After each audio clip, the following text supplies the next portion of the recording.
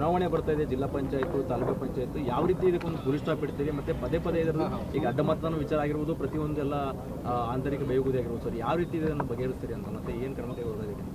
ಬೀದರ್ ಭಾರತೀಯ ಜನತಾ ಪಾರ್ಟಿ ಬೀದರ್ ಜಿಲ್ಲೆಯಲ್ಲಿ ಏನಾರು ಸಮಸ್ಯೆ ಆದರೆ ಅವತ್ತು ಕೋರ್ ಕಮಿಟಿನ ಕೂಡ ಕರೆದಿದ್ದೇನೆ. ಕೋರ್ ಕಮಿಟಿಲಿ ಕೂಡ ಚರ್ಚೆ ಮಾಡ್ತೇನೆ. ಏನೋ ಸಮಸ್ಯೆ ಇದ್ರೂ ಕೂಡ ಅದನ್ನು ಬಗೆಹರಿಸ್ತೇನೆ. ಬೀದರ್ನಲ್ಲಿ ಈಗ ಸಾಕಷ್ಟು ಸಮಸ್ಯೆಗಳಿದೆ ಸರ್. ರೈತರ ಪರವಾಗಿ ಬಿಜೆಪಿ ವಿರೋಧ ಪಕ್ಷವಾಗಿ ಯಾವುದೇ ರೀತಿ ಧ್ವನಿ ಎತ್ತಲ್ಲ. 4 ಜನ ಶಾಸಕರಿದ್ದಾರೆ, ಇದ್ರೂ ಕೂಡ ಕಾಂಗ್ರೆಸ್ ಜೊತೆಗೆ ಹೊಂದಾಣಿಕೆ ಮಾಡ್ತಾ ಇದ್ದಾರೆ ಅಂತ 3 ವರ್ಷದಿಂದ ಗಂಭೀರ ಆರೋಪ ಇದೆ ಸರ್. ಏನ್ ಹೇಳ್ತೀರಿ ಸರ್ ಈ ಬಗ್ಗೆ ಚರ್ಚೆ ಆಗುವಂತ ಸಾಧ್ಯತೆ ಇದೆ ಸರ್? ಇವೆಲ್ಲವೂ ಕೂಡ ನಾವು ಕೋರ್ ಕಮಿಟಿಯಲ್ಲಿ ಚರ್ಚೆ ಮಾಡ್ತೇವೆ.